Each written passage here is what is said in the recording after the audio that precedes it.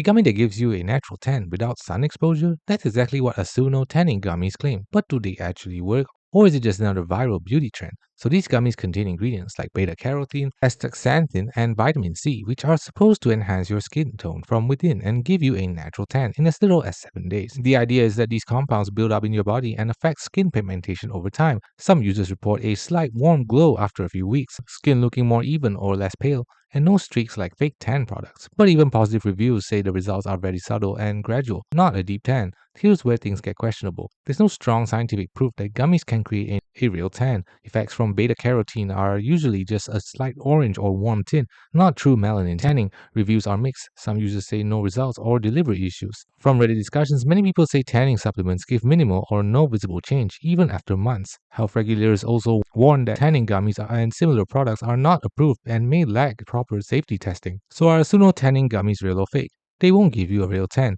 At best, you might get a slight glow over time. The bottom line, this is more of a subtle skin tone supplement than a tanning solution, and the marketing is definitely exaggerated.